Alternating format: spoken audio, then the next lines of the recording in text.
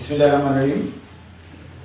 নবম দশম শ্রেণীতে অধ্যয়নরত প্রিয় শিক্ষার্থীবৃন্দু, তোমাদের গণিতের প্রথম অধ্যায়ে যে অধ্যায়টা তোমাদের সবচেয়ে জটিল বলে মনে হয়, সংখ্যা নিয়ে আলোচনা,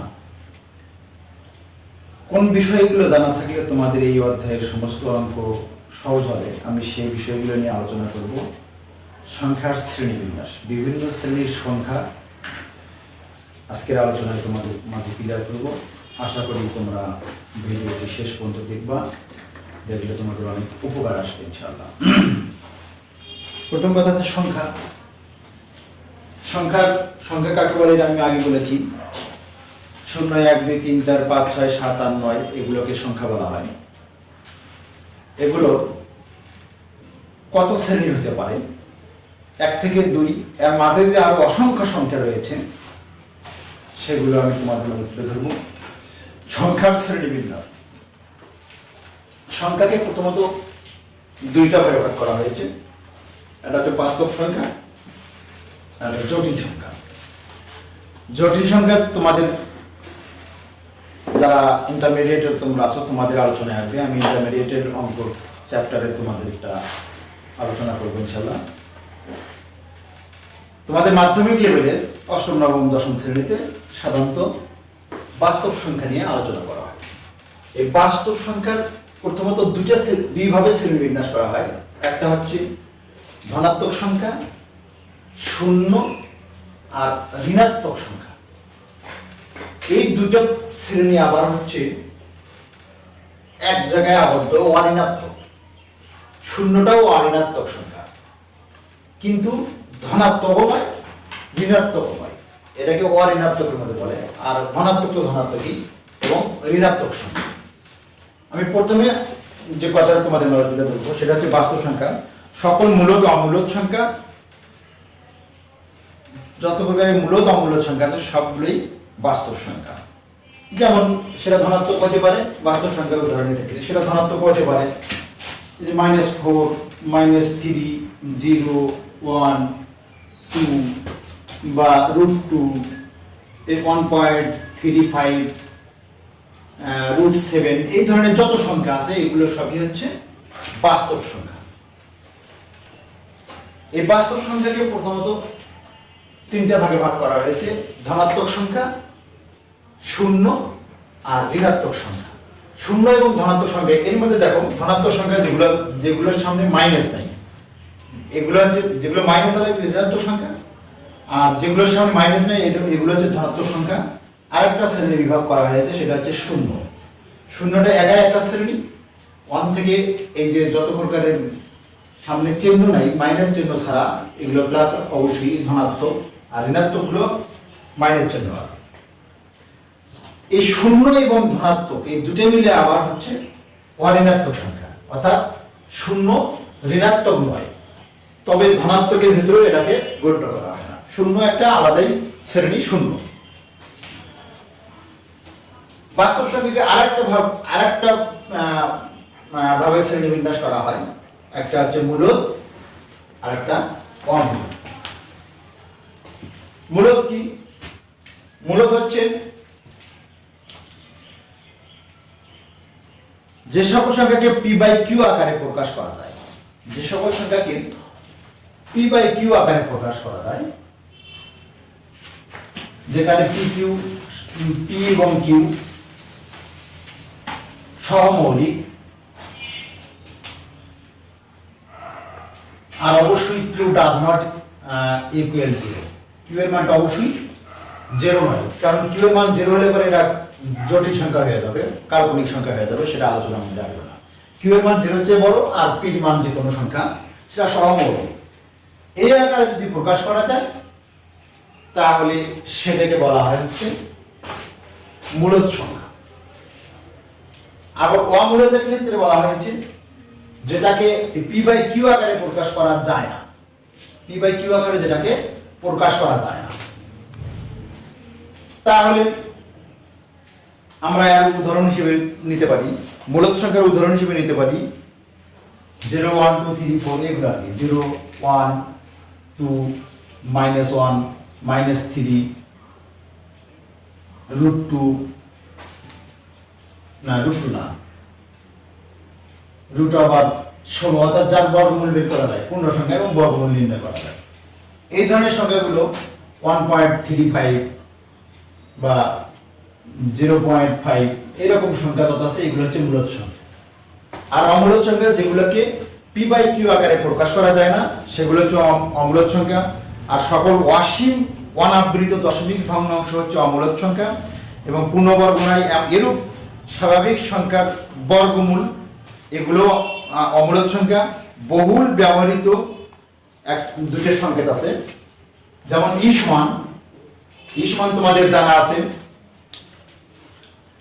2.7182 আপ টু ডট ডট। এটাকে আবৃত করা যায় না, কখনই এই ইর মানটা মানে আবৃত হয় না। আর একটা হচ্ছে পাইয়ের মান হচ্ছে 3.14159 আপ টু ডট ডট, অর্থাৎ এই মানটাও আবৃত করা যায় না। এই ধরনের যত মান আছে এবং আর যেগুলোকে p/q আকারে প্রকাশ করা যায় না সেটা। এই অমূলদ সংখ্যার ভিতরে একটা পার্ট আছে, সেটা হচ্ছে অসীম অনাবৃতি। অনাবৃতি এমন কতগুলো সংখ্যা আছে যেগুলোর অসীম মান, একই মান কখনই আবৃত হয় না, ঘুরে ফিরে আসে না। যেমন একটা মান যদি এরকম আসে 1.3572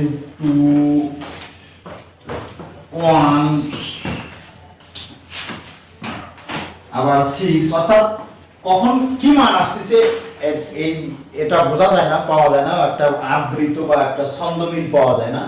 এই ধরনের সংখ্যা হচ্ছে অসীম অনাবৃত। এরপরে মূলদ সংখ্যা আবার দুই প্রকার, একটা হচ্ছে পূর্ণ সংখ্যা আর একটা ভগ্নাংশ।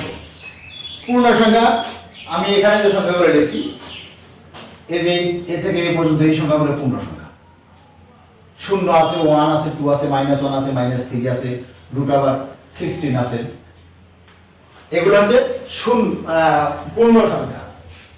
আর ভগ্নাংশ সংখ্যা নিচের এগুলো ভগ্নাংশ সংখ্যা। এছাড়া আরো কিছু ভগ্নাংশ সংখ্যা আছে, যেমন 1 এর নিচে 2 এটা একটা ভগ্নাংশ, তারপরে 2 এর নিচে 3 এটা একটা ভগ্নাংশ, বা 3 এর নিচে 2 এটা একটা ভগ্নাংশ, বা এক সমস্ত 1 এর নিচে 2 এরকম ভগ্নাংশ, অথবা 0.112 বা 5.5 এই ধরনের ভগ্নাংশ। এগুলো হচ্ছে ভগ্নাংশ। এই ভগ্নাংশ পূর্ণ সংখ্যা আবার তিন প্রকার। পূর্ণ সংখ্যা আবার 3 প্রকার। ঋণাত্মক সংখ্যা, একটা 0 আর একটা ধনাত্মক সংখ্যা, 0 এবং ঋণাত্মক সংখ্যা। ধনাত্মক সংখ্যা এখানে আমরা উদাহরণে বলে দিয়েছি, যে সংখ্যাগুলোর সামনে, যে সমস্ত সংখ্যার সামনে কোনো মাইনাস চিহ্ন নেই সেগুলো হচ্ছে ধনাত্মক সংখ্যা। আবার 0 একটা আলাদা একটা কোয়ালিটির মধ্যে পড়ে। আর ঋণাত্মক সংখ্যা যার সামনে মাইনাস আছে, যে সংখ্যাগুলোর সামনে মাইনাস আছে সেগুলো হচ্ছে ঋণাত্মক সংখ্যা। এখন এই যে ধনাত্মক সংখ্যা এবং 0 এই দুটোই মিলে একটা পার্ট আছে, সেটা হচ্ছে অঋণাত্মক সংখ্যা। এই দুটো মিলে একটা পার্ট আছে অঋণাত্মক সংখ্যা। ধনাত্মক সংখ্যা আবার 2 প্রকার, মৌলিক সংখ্যা 1 আর অমৌলিক সংখ্যা। দেখো ধনাত্মক সংখ্যার মধ্যে কিন্তু প্লাস আলা যে সংখ্যাগুলো আছে এগুলো ধনাত্মক সংখ্যা। এই সংখ্যাগুলো অবশ্যই 0 হবে না, 0 আলাদা একটা কোয়ালিটির মধ্যে আছে। এই 0 থেকে যতগুলো আছে, যতগুলো বড় সংখ্যা আছে এগুলো সবগুলোই ধনাত্মক সংখ্যা। এদের মধ্যে একাই একটা সংখ্যা, এমন একটা সংখ্যা যে সংখ্যাটা মৌলিকের মধ্যেও পড়ে না, অমৌলিক বা যৌগিকের মধ্যেও পড়ে না। এই জন্য 1কে কখনই মৌলিক সংখ্যা হিসেবে আমরা লিখলেও এটা মৌলিক সংখ্যা নয়, মৌলিক সংখ্যা লেখা যাবে না। সুতরাং মৌলিক সংখ্যা 1 থেকে বড় যেগুলোকে উৎপাদক করা যায় না সেগুলোকে মৌলিক সংখ্যা বলা হয়। যেমন এই যে 2 আছে, 2 এর কোনো উৎপাদক নেই, 3 এর কোনো উৎপাদক নেই, 4 এর উৎপাদক আছে, সেটা হবে অমৌলিক সংখ্যা বা যৌগিক সংখ্যা। তাহলে এক আলাদা একটা পার্টে আছে, মৌলিক সংখ্যা একটা পার্টে আছে, আর অমৌলিক সংখ্যা অর্থাৎ যৌগিক সংখ্যা যেগুলো, যেমন 4 এটার উৎপাদক করা যায়, এটা 2 দিয়ে উৎপাদক করলে 2 দুগুণে 4, অর্থাৎ 4 কে ভাঙলে আমরা 2 পাবো। এগুলো হচ্ছে যৌগিক সংখ্যা বা অমৌলিক সংখ্যা। যৌগিক সংখ্যারই আরেকটা নাম হচ্ছে অমৌলিক সংখ্যা। এরপরে ভগ্নাংশ। ভগ্নাংশ আবার 2 ভাগে ভাগ করা হয়, সাধারণ ভগ্নাংশ, দশমিক ভগ্নাংশ। সাধারণ ভগ্নাংশ যেগুলো এই যে এরকম 1 এর নিচে 2, 2 এর নিচে 3, 3 এর নিচে 2 বা এক সমস্ত 1 এর নিচে 2। আর দশমিক ভগ্নাংশ হচ্ছে এরকম দশমিক আকারে যে ভগ্নাংশগুলো লেখা হয় সেগুলো হচ্ছে দশমিক ভগ্নাংশ। এবারে সাধারণ ভগ্নাংশ আবার 3 প্রকার, পরিচিত, অপরিচিত এবং মিশ্র। তোমাদের সাধারণ ভগ্নাংশ তোমার জানা আছে যে সাধারণ ভগ্নাংশের 2টা অংশ থাকে, একটা লব আর একটা হর। যে ভগ্নাংশগুলো লব ছোট হর বড়, উপরেরটার নাম লব, উপরেরটার নাম লব, নিচেরটার নাম হর। এই লব যদি হরের চেয়ে ছোট হয়, এটা যদি বড় হয়, যেমন 1 এর নিচে 2, তাহলে এটা হচ্ছে সাধারণ ভগ্নাংশ। সাধারণ ভগ্নাংশের মধ্যে পরিমিত ভগ্নাংশ। আবার এটাই যদি বড় হয়, বিপরীত করবে, লবই যদি বড় হয় আর হর যদি ছোট হয়, সেক্ষেত্রে 3 এর নিচে 2, উপরেরটা বড় নিচেরটা ছোট, আরো সবাই বলে উপরেরটা বড় নিচেরটা ছোট, এটা হচ্ছে অপরিমিত।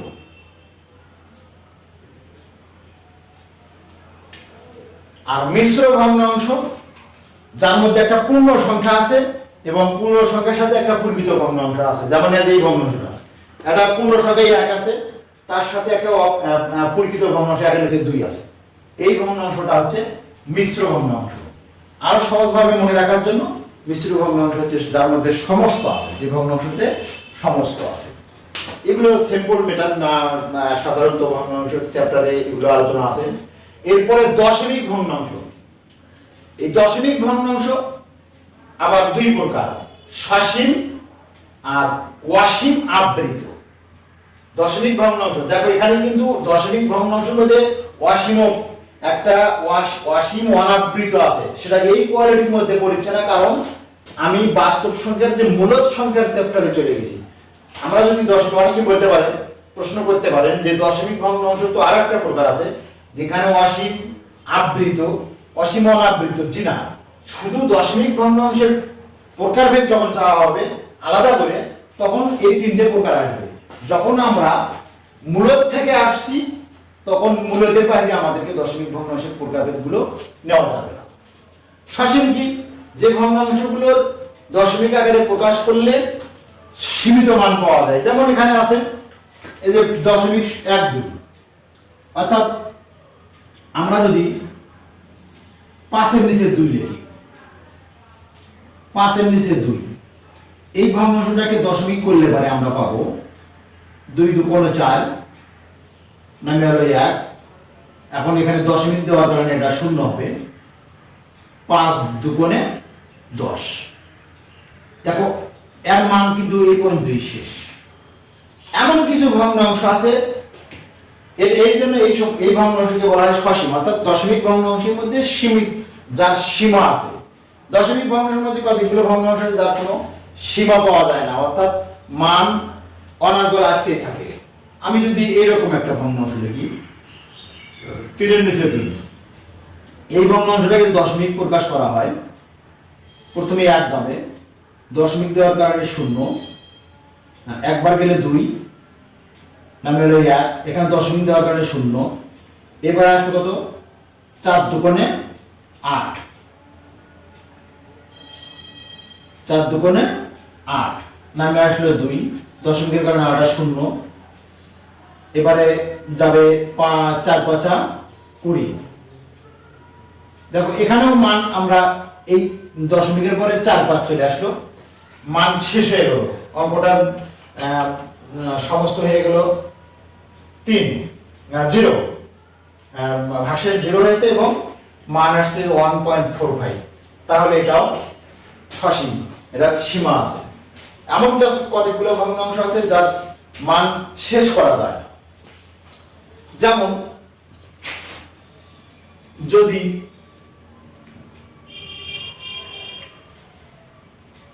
একের নিচে 3 থাকে, এটাকে যদি ভগ্নাংশ আকারে প্রকাশ করি আমরা দশমিক ভগ্নাংশ আকারে, এটা দশমিক দেওয়ার কারণে একটা শূন্য হবে, 3 3 9। আবার এই দশমিকের কারণে আর একটা শূন্য, 3 3 9। আবার 1 নেমে আসবে, অর্থাৎ এই 1 নামাও শেষ হবে না, কখনই এই ভাগটাকে শেষ করা যাবে না। সুতরাং এটা লেখার জন্য এই ভগ্নাংশতে আমরা একটা জিনিস লক্ষ্য করেছি যে দশমিকের পরে 3 3 3 বারবার 3 আসে।